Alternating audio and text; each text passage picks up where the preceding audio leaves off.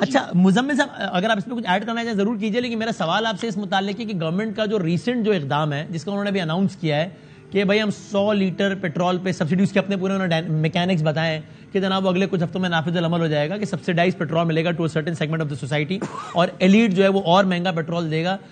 یعنی آپ کو لگتا ہے کہ یہ کوئی اب ظاہر ہے گورنمنٹ نے اس کو ڈومیسٹک پولیٹیکل کنزمپشن کے لیے اقدام کیا ہے، ظاہر ہے ابھی آگے الیکشن کا بھی کھڑا ہے سر پہ وہ، لیکن کیا یہ کوئی ایسی چیز ہے جس سے ہمارا آئی ایم ایف کا پروگرام مزید التوا کا شکار ہو جائے، یا اگر نیٹ سیم ہی آ رہا ہے پیٹرول پروسیڈ سے تو پھر وہ یہ آئی ایم ایف کو اس سے فرق نہیں پڑتا؟ کیا آپ ایک طبقے کا 50 روپے مہنگا کر دیتے ہیں اور دوسرے کا 50 سستا کر دیتے ہیں تو ٹھیک ہے آئی ایم ایف کی بلا سے مسئلہ نہیں ہوئی؟ نہیں، میرا اپنا خیال یہ ہے کہ سب سے پہلے تو یہ ایک ڈیسیشن ہے کہ اگر آپ کہتے ہیں کہ یہ ریونیو نیوٹرل ہے اور جو ایکسپینڈیچر نیوٹرل بھی ہے، یعنی کہ ایکسپینڈیچر نیوٹرل اس طرح کہ حکومت کے خزانے سے 1 روپیہ بھی خرچ نہیں ہو رہا، وسیم بدامی کی جیب سے پیسے نکال کے مزمل کی جیب میں ڈال رہا ہوں میں تو، لیکن حکومت نے وسیم کی بدامی کی جیب سے پیسے نکالے اور مزمل کی جیب میں ڈالے ہیں اور حکومت کو فرق نہیں پڑ رہا، تو یہ اگر یہ آئی ایم ایف کو اس پہ کنونس کر لیتے ہیں تو نتھنگ لائک اٹ، لیکن آئی ایم ایف کو یہ کنونس کر نہیں سکیں گے. اس کی وجہ یہ ہے کہ یہ بہت تجربے کار لوگ ہیں، اور سب سے پہلے تو ان کو ایک کیلکولیشن یہ کرنی ہے کہ اس ملک میں موٹر سائیکلز کتنے ہیں. ایک ہم نے سنا ہے رف ایسٹیمیٹ کہ تقریباً 2.5 کروڑ موٹر سائیکل اس ملک میں. اچھا اب انہوں نے یہ بولا ہے کہ یہ کراس سبسڈائز کر رہے ہیں، یعنی کہ امیر سے لے کے غریب کو دے رہے ہیں. پاکستان کے جو 45% غریب ہے اس کے پاس موٹر بائک تو چھوڑے گھر کی چھت بھی نہیں ہے، ٹھیک ہے نا. تو پہلی بات تو یہ کہ پاکستان میں موٹر بائک اون کرنے والا جو سطح غربت سے نیچے والے ہیں وہ لوگ نہیں ہیں، ٹھیک ہے. اس وقت تو سطح غربت سے نیچے لکیر کے نیچے والے لوگوں کی بات ہو رہی ہے. پھر 2.5 کروڑ جو موٹر بائک ہے اس میں کتنے موٹر بائک تو کاروباری استعمال میں آ رہے ہیں نا، کمرشل یوز میں، یہ بائک یا کیش ڈیلیوری وہ جو آتے کیش آن ڈیلیوری، ٹھیک ہے. بینکوں نے اپنے ملازموں کو رائڈرز لگائے ہوئے ہیں، ہمارے دفتروں میں بھی ہیں، اور بہت سارے جوڑیا بازار، اکبری منڈی، وہاں پہ جو دکاندار ہیں انہوں نے اپنے جو لوگ بٹھائے ہوئے ہیں وہ ان کو بائکیں دی ہوئی ہیں. تو اس کا میکینزم کیسے بنے گا؟ آپ کہہ رہے ہیں اس کا میکینزم بنانا کوئی آسان کام نہیں ہے، یا ہفتوں کا معاملہ نہیں ہے کہ میکینزم بن جائے گا اور 4 ہفتوں بعد یہ کام شروع ہو جائے گا، نہیں اتنا آسانی ہے. وہ بھی اور اس کے علاوہ وہ اگر میرے دفتر میں 10 بائکیں میں نے دی ہوئی ہیں اس کا پیٹرول میں دیتا ہوں تو آپ نے تو امیر آدمی کو سبسڈائز کر دیا، اس کے کاروبار کو سبسڈائز کر دیا پکڑ کے. تو یہ طریقہ صحیح نہیں ہے. آئی ایم ایف کہتا ہے مزمل صاحب، do you agree with the basic idea? یا ظاہر اگر آپ اتنی بڑی ایکٹیویٹی کریں گے تو اس میں شروع میں کچھ شارٹ کمنگز تو آئیں گی، پھر آہستہ آہستہ سسٹم بہتر ہوگا. آپ بیسک آئیڈیا سے ایگری کرتے ہیں یا آپ کے خیال میں یہ نان سٹارٹر ہے، یہ آئیڈیا ہی ٹھیک نہیں ہے؟ نہیں، نان سٹارٹر ہے، اور یہ اس کی جو میں نے حساب لگایا ہے 438 ارب روپے، یعنی کہ یہ کہہ رہے ہیں کہ 438 ارب روپے گاڑی والوں سے لے کر ہم موٹر بائک والوں کو شفٹ کر دیں گے. اب بھائی گاڑی والے میں بھی ہوں نا، آپ بھی ہیں، ہم دونوں انکم ٹیکس بھی دیتے ہیں، اپنا جو پیٹرول لیتے ہیں اس پہ بھی دیتے ہیں. اب ایک نئی بلا بھی ہم پہ ڈال دو، کل کو آپ کہو گے ان کو راشن بھی آپ ڈال کے دو ساروں کو. لیکن مزمل بھائی پھر ہم ہی تو بجٹ ٹرانسمیشنز میں اور ان دنوں میں ڈائریکٹ اور انڈائریکٹ ٹیکسیشن کی بحث میں کہہ رہے ہوتے ہیں کہ یار آپ نے دیکھو آپ نے پیٹرول 50 روپے کا مہنگا کر دیا، جو 70 لاکھ کما رہا ہے مہینے کے اس کے لیے 50 روپے مہنگا ہو گیا، 22,000 والے کے 50 مہنگا ہو گیا. یہ کیسی پالیسی ہے آپ کی یار؟ یہ تو آپ نے بس ایک بلینکٹ مار دیا سب کو، اس کا کوئی میکینزم بناؤ. یہی تو کہہ رہے ہوتے ہیں پھر ہم لوگ. بات یہ دیکھیں، میری بات سنیں، آپ سوزوکی میران چلا رہے ہیں، شبر صاحب مرسیڈیز چلا رہے ہیں، تو جو شبر صاحب مرسیڈیز چلا رہے ہیں اس پہ وہ 400% ٹیکس دے رہے ہیں گاڑی پہ. آپ سوزوکی میران جب گاڑی خرید رہے ہیں آپ 40% ٹیکس دے رہے ہیں. پہلے تو امیر آدمی سے گاڑی خریدنے میں اس کی لگژری پہ ٹیکس لگا دیا نا. پھر جو وہ پیٹرول ہے آپ کی میران اور اس کی گاڑی میں پیٹرول پہ بھی زمین آسمان کا فرق ہے، اور وہ پھر ٹیکس الگ دے رہے. طریقہ کار غلط ہے. پوری دنیا میں چلے ایک پاکستانی عقل مند آ گیا، پوری دنیا میں کہیں یہ اسکیم تو دکھائیں، کوئی پریسیڈنٹ تو دکھائیں کہ یہاں پہ ہے، یہ بڑا کامیاب رہا ہے.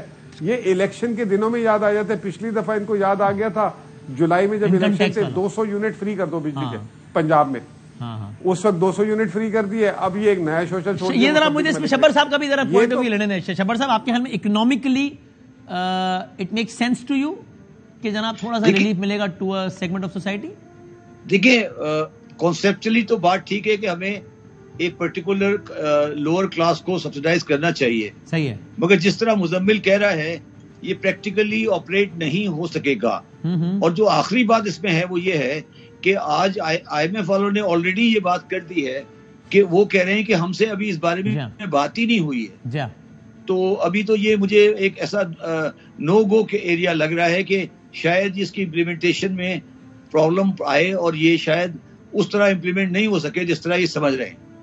ہاں اچھا. اور یہی حکومت ایٹ دا سیم ٹائم یہ بھی کہتی ہے کہ جب عمران خان صاحب نے پیٹرول کو فریز کر دیا تھا تو آئی ایم ایف اس پہ ناراض ہو گیا تھا, اور ایسا ہوا بھی تھا. ایم آئی رائٹ شبر صاحب؟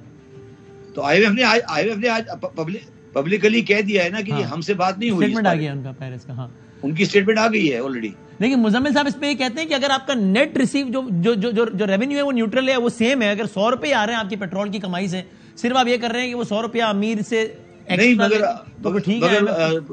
وسیم یہ ہمیں ثابت کرنا پڑے گا نا, ان کو دکھانا پڑے گا بنا کے. We can't say. دیکھیں ہمارا مسئلہ ہی اس وقت یہ ہو گیا ہے کہ ان کو ہمارے اوپر ٹرسٹ نہیں ہے. تو وہ ہم سے پوچھیں گے بھائی آپ کیا پیمنٹ کیا ہوگا اور آپ کا ریسیٹ کیا ہوگا, تو وہ ہم شاید نہیں دے سکیں, تو پھر ہمارا ایک نیا ٹرسٹ ڈیفیسٹ شروع ہو جائے گا. تو میں مزمل کی بات سے ایگری کرتا ہوں کہ ہمیں کسی ایسی چیز میں نہیں جانا چاہیے جہاں ہمارا ٹرسٹ آئی ایم کے ساتھ مزید خراب ہوتا جائے. ٹھیک ہے. اچھا مزمل صاحب آپ اس پہ ایک شارٹ کامنٹ کریں. جو شبر صاحب کہہ رہے ہیں کہ بھائی آئی ایم ایف سے پیسے لینا اپنی جگہ اہم ہے, ایک مسئلہ ہے جو اس سے بھی زیادہ اہم ہے, وہ یہ کہ بھائی جان آپ نے جو قرضہ واپس کرنا ہے اس کو آپ ری اسٹرکچر کرائیں. آپ کی سکت نہیں ہے اور یہ نہیں ہو پائے گا, اس کو پورا آپ کو ری نیگوشیٹ کرنا پڑے گا. ایک تو ہے کہ آپ کا بھی کیا یہ خیال ہے, اور دوسرا ہے کہ یہ سننے میں تو اچھا لگ رہا ہے لیکن یہ ممکن ہے. خود شبر صاحب نے حوالہ بھی دیا اس کانفرنس کا بھی کہ جہاں پر سر عام کہہ دیا گیا, جس سے کا خلاصہ تھا کہ اتنا آسان نہیں ہے کہ جناب ہمارے ایسے ترقی یافتہ ترقی پذیر ممالک قرضہ ری اسٹرکچر کرا لیں. تو یہ واقعی یہ بہت اہم ہے, سب سے اہم ہے کیا واقعی, اور یہ پریکٹیکل ہے یا نہیں, ہم کر پائیں گے یا نہیں؟ شبر صاحب نے آپ کو جو ہے نا ایک عام زبان میں بات بتا دی. آئی ایم ایف کی زبان میں سے کہتے ہیں debt sustainability analysis, D S A, یعنی کہ آپ اپنا قرضہ واپس ادا کرنے کے قابل ہیں کہ نہیں ہیں. نومبر 2022 میں جب آئی ایم ایف نے یہ ماڈل رن کیا تھا تو اس وقت ان کو تھا چانس کہ ہم کر سکتے ہیں. صحیح ہے. لیکن اب جو حالات ہو گئے ہیں اس پہ جو ہے آئی ایم ایف کو اس پہ بہت شک و شبہات آ چکے ہیں. ایک تو وجہ یہ ہے کہ یہاں سے لے کے جون تک آپ کو 6 سے 7 ارب ڈالر چاہیے, اور اس کے بعد جولائی سے اگلے ایک سال میں 25 ارب ڈالر چاہیے. ادھر ہم 1 ارب 2 ارب ڈالر کی باتیں کر رہے ہیں, اور اگلے مطلب یہ ملا کے 15 مہینے میں 30 ارب ڈالر چاہیے. صحیح. تو یہ کہاں سے ملیں گے, کون دے گا یہ 30 ارب ڈالر, اس کی کوئی سمجھ نہیں آ رہی.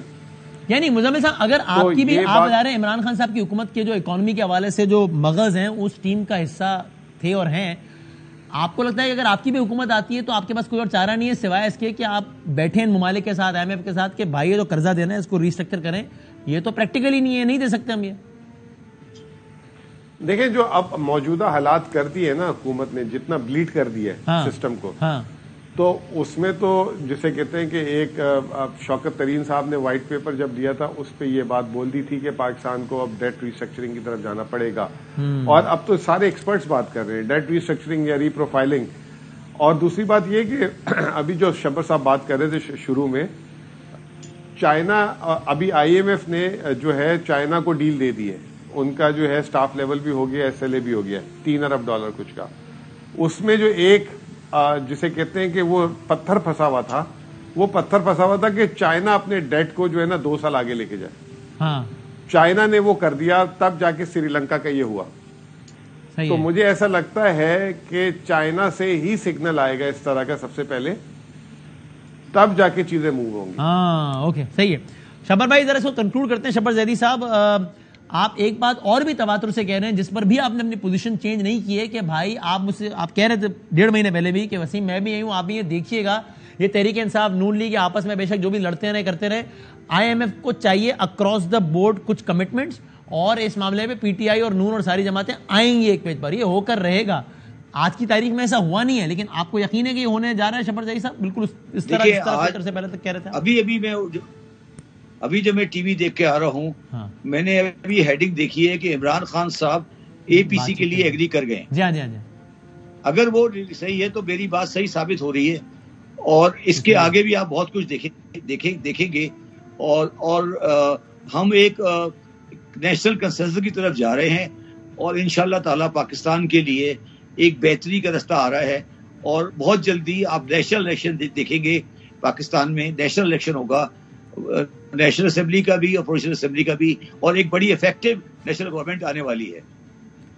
National government sorry interim government آنے والی ہے. انٹرم گورنمنٹ آنے والی ہے یعنی وفاق میں جو الیکشن کرائے گی, وفاق میں. الیکشن کرائے گی. اور پنجاب اور وفاق کا الیکشن آپ کے خیال میں 7 ہونے جا رہا ہے؟ میرا ویو ہے کہ 7 ہوں گے, اور ہو جائیں گے مستقبل قریب میں.